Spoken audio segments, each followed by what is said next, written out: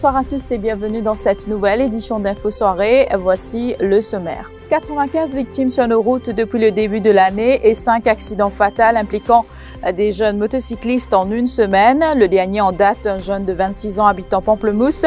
Il était secouriste et sauvé des vies.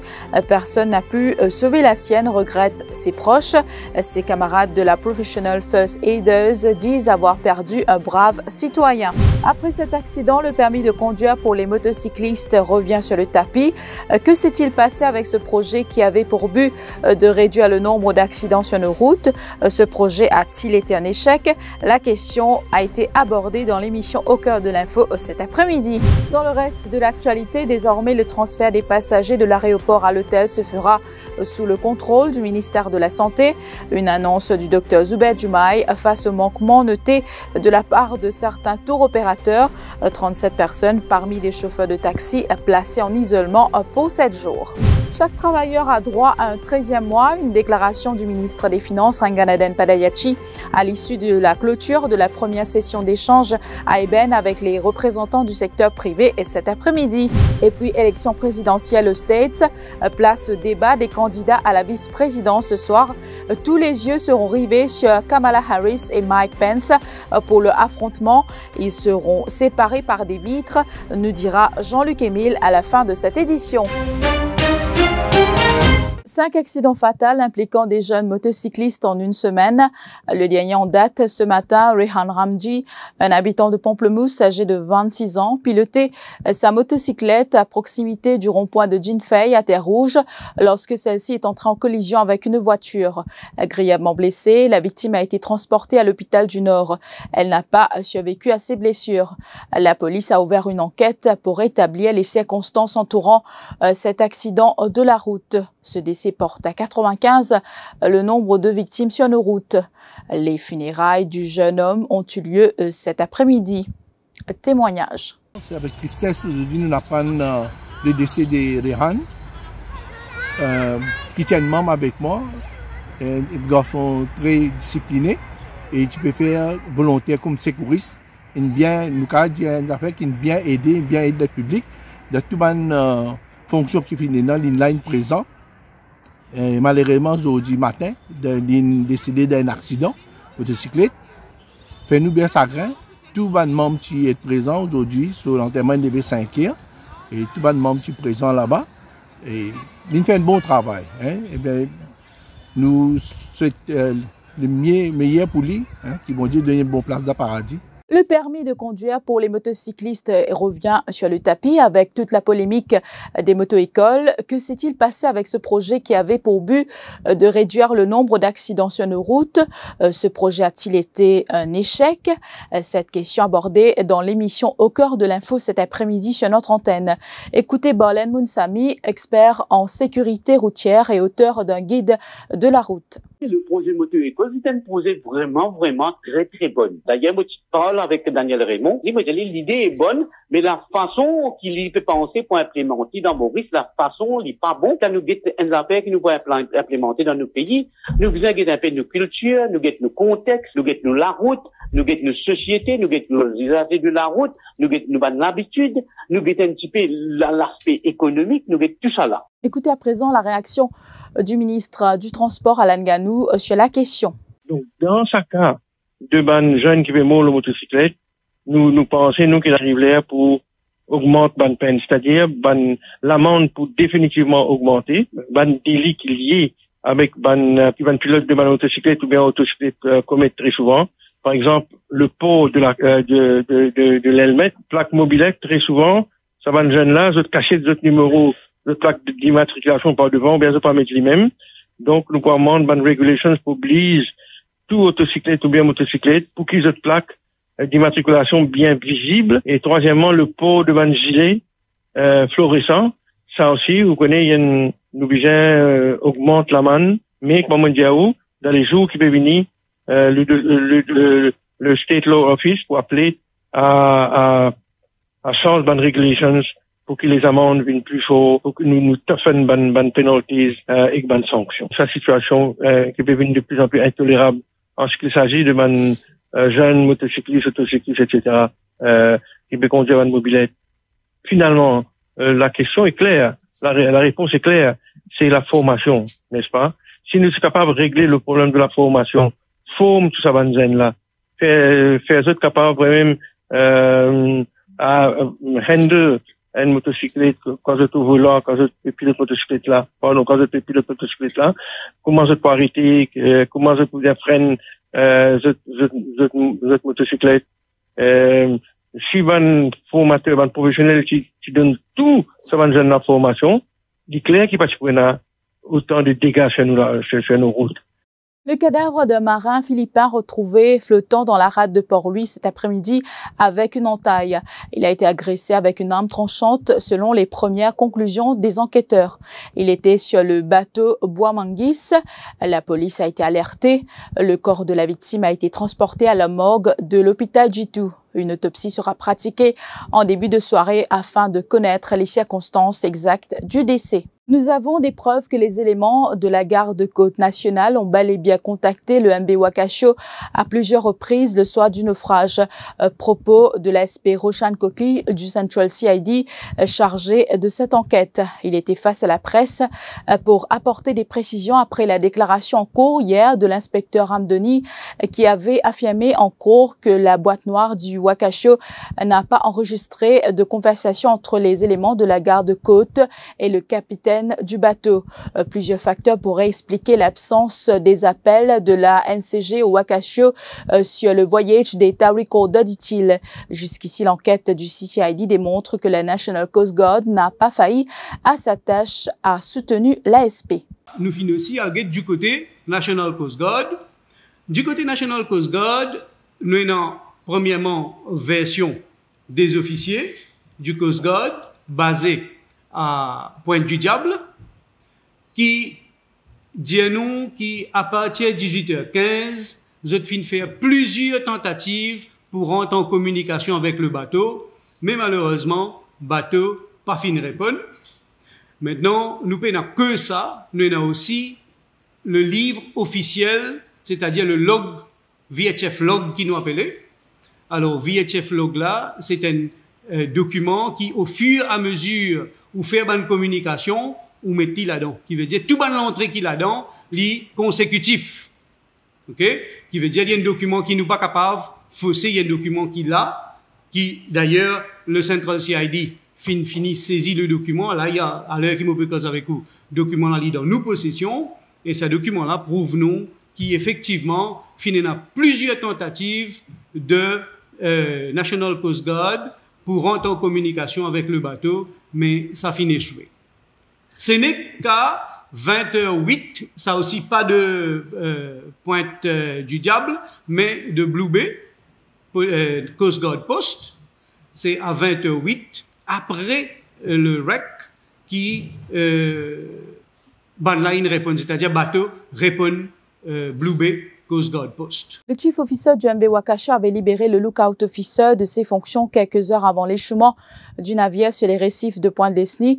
Révélation de l'enquêteur du CCID en cours de Port-Louis et cet après-midi lors de la bail motion du chief officer Tilaka Ratna. Le lookout officer est celui qui doit rester tout temps sur le pont du navire. Or, Janendra Tilaka Ratna devait le relâcher de ses fonctions pour qu'il participe à la célébration de l'anniversaire d'un de ses collègues. L'officier Ramdoni du CCID a également déclaré que l'enquête a révélé que depuis que Janendra Tilaka Ratna avait pris les commandes du navire, celui-ci était déjà hors de son trajectoire. Je vous retrouve après la pause pub.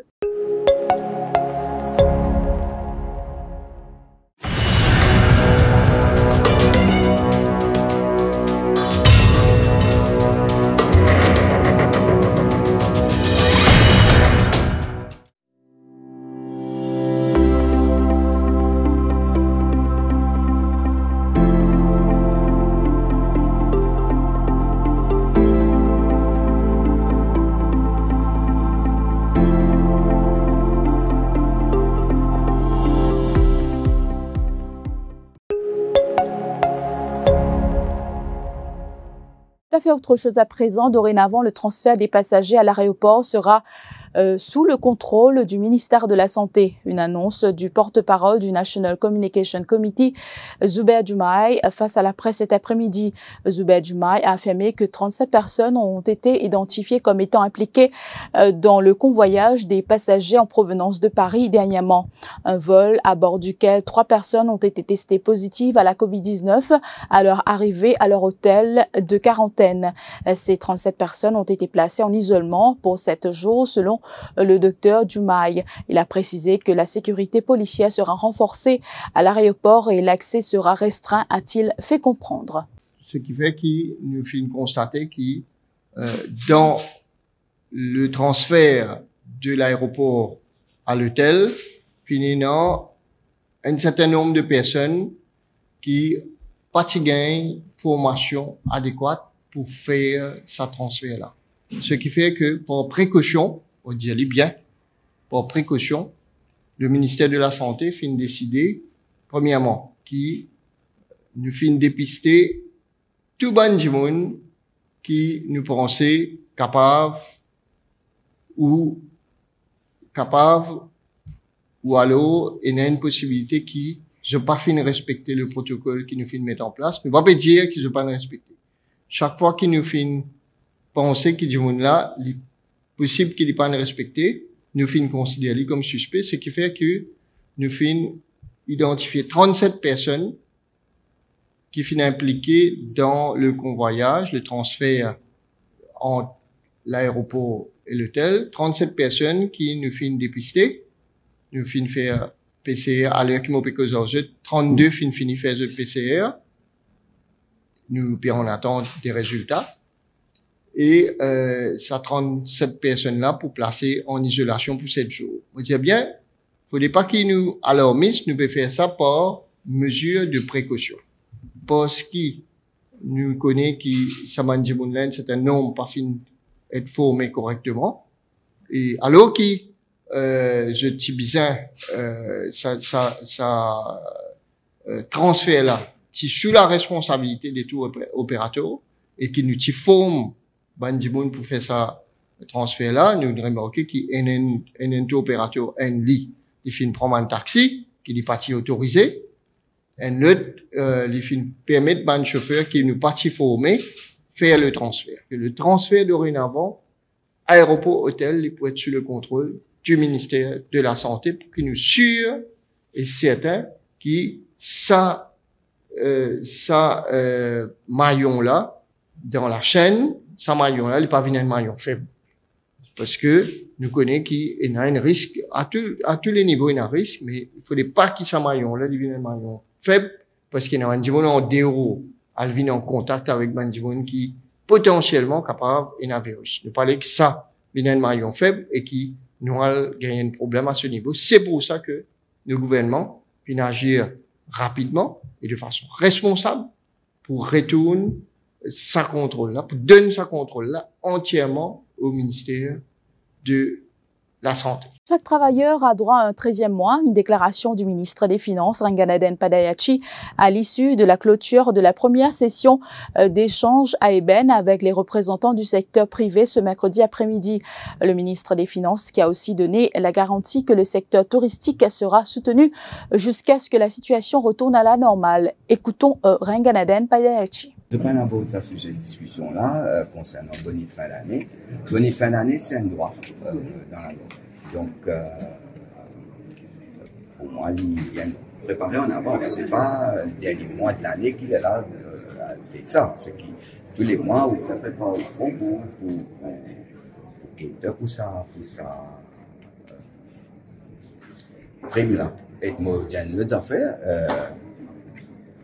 Bonne fin d'année, il est aussi important par rapport à l'économie. Aujourd'hui, mon envie, surtout cause de l'économie qui nous fait penser pour l'année prochaine, qui peut être l'année prochaine, qui peut être l'année d'après, parce que m'aurait dit, nous avons la visibilité pour l'année prochaine par rapport au secteur touristique. Et maintenant, les représentants du secteur touristique ici, qui se peut tendre, qui se peut trouver.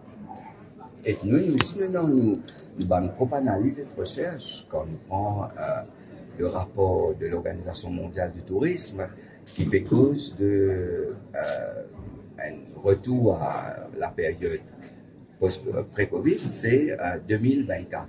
Il est prévu dans le budget et le budget a jusqu'à juin 2021, donc les aides continuent. Donc, il faut business avec là au niveau de ce. Ça veut dire qu'en ouverture frontière ou en fonction de l'ouverture des frontières, vous mettez si c'est bizarre ou pas. Parce que je n'ai pas connu quoi au niveau d'activité dans le secteur touristique. Donc, il travaille dans différents mécanismes, différents scénarios. C'est ça le travail aussi. Le ministre des Finances prévoit un rebond de la croissance et le produit intérieur brut pourrait croître de 9% en 2021. Il a affiché son optimisme pour l'année prochaine. Pour Kevin Ramkelawan, ce forum était une opportunité de partager les défis qui guettent l'économie. Le CEO de Business Mauritius souligne qu'un plan détaillé est actuellement en préparation. Le forum de dialogue économique était une opportunité pour que Business Mauritius et nos membres partenaires puissent partager les sérieux défis qui nous attendent par rapport à la reprise économique, par rapport à la compétitivité et à l'ouverture de l'économie. Nous sommes tombés d'accord sur un plan détaillé que nous allons pouvoir, j'espère, mettre en place et suivre afin d'arriver à une relance de l'économie, à une transition, surtout pour certains secteurs. Alors que Youssouf Ismaël de la MCCI indique que la préservation de l'emploi est primordiale dans le contexte actuel. Je veux dire qu'une des priorités du pays, c'est la sauvegarde de l'emploi, la suivi des bonnes compagnies déjà, et aussi préparer pour la relance. Il y a un secteur qui ne recommence à démarrer, comme la construction de l'exportation, mais il est important que nous assisions ensemble, comme une équipe, pour être l'intérêt du pays. On fait aussi l'emphase sur le commerce régional. C'est une opportunité. Maurice a signé beaucoup d'accords avec des pays comme la Chine, l'Inde et des pays africains, et c'est une opportunité. Dans le reste de l'actualité, manifestation des attendants et des infirmières de l'hôpital J2 ce midi devant le département des finances du bâtiment. Ils réclament la prime de 15 000 roupies à laquelle ont droit certains frontliners. Ces membres du personnel hospitalier disent avoir travaillé durant la période de confinement et affirment être des oubliés du gouvernement. Contacté, l'attaché de presse du ministre de la Santé précise que ceux qui sont éligibles recevront bel et bien leur prime et demandent aux attendants et infirmières de faire preuve de patience car les procédures de vérification sont toujours en cours. Il indique qu'environ 12 000 frontliners ont déjà reçu leur prime jusqu'ici. Et puis pour terminer, la colistière de Joe Biden entend mener un réquisitoire contre le vice-président américain lors de l'unique débat télévisé qui les opposera cette nuit à Salt Lake City dans l'Utah. Il sera à 5 h du matin chez nous. On accueille Jean-Luc Émile pour notre page consacrée à la présidentielle américaine. Bonsoir Jean-Luc. Bonsoir Stéphanie. Toute l'Amérique s'arrêtera ce soir pour regarder Kamala Harris et Mike Pence en découdre. Dispositif exceptionnel, tandis que Joe Biden consolide son avance sur Donald Trump, Jean-Luc. Un chiffre ce soir, 16%. Joe Biden devance Donald Trump dans les derniers sondages. Celui de CNN SSRS vient de paraître. Avec 57% d'intention de vote, Joe Biden compte désormais 16 points d'avance sur le milliardaire républicain. Selon cette enquête nationale réalisée par l'Institut SSRS, l'ancien vice-président est également plus apprécié par les sondés, avec 52% d'opinion positive contre 39% pour l'hôte de la Maison-Blanche. Au total, 1001 personnes ont été interrogées entre le 1er et le 4 octobre, après le premier débat présidentiel, et en partie après l'annonce du test positif du président au coronavirus. La marge d'erreur est de 3,6%. Les sondages nationaux ne prédisent pas l'issue du vote du 3 novembre, l'élection américaine se jouant dans une poignée d'États clés susceptibles de basculer d'un parti à l'autre. Joe Biden est en tête sur un certain nombre de sujets importants. Il serait mieux placé pour gérer la pandémie de Covid-19, le système de santé, 59% contre 39% de Donald Trump, les inégalités raciales, 62% contre 36% son adversaire. Plus inquiétant pour Donald Trump, les sondés préfèrent Joe Biden pour la gestion de l'économie, 50 contre 48%, et la lutte contre la criminalité, 55% contre 43%, les deux thèmes de campagne du président républicain.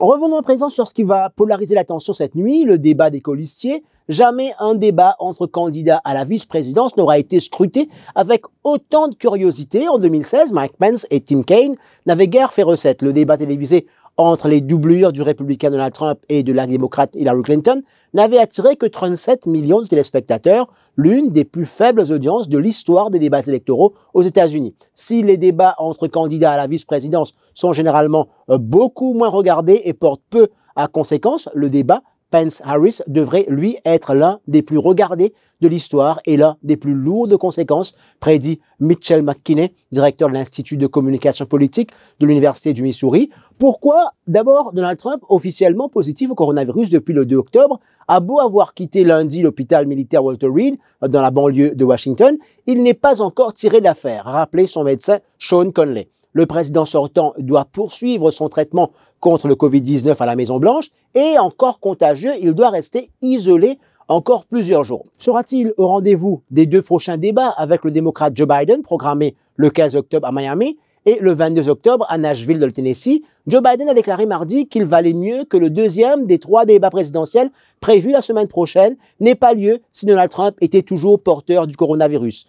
Tout dépendra du rythme de sa convalescence, voire d'éventuelles complications qui, sur le papier, pourraient conduire à des annulations pures et simples. Autrement dit, le duel de 90 minutes de ce mercredi entre Mike Pence et Kamala Harris pourrait bien être le dernier avant l'élection du 3 novembre. Les 2 équipes de campagne se préparent d'ores et déjà comme s'il était la dernière opportunité pour s'adresser à une très large audience nationale, malgré les objections de Mike Pence et de son personnel. Des séparateurs en plexiglas ont été installés, comme vous voyez à l'écran, sur la scène avant le débat prévu à 5 heures, heure de Maurice demain matin, entre le vice-président et Kamala Harris, la colistière de Joe Biden. Un débat que vous allez pouvoir suivre bien sûr sur les chaînes d'information en continu et nous reviendrons demain soir sur Télé Plus d'Info Soirée sur ce débat entre Kamala Harris et Mike Pence. Merci beaucoup Jean-Luc Émile.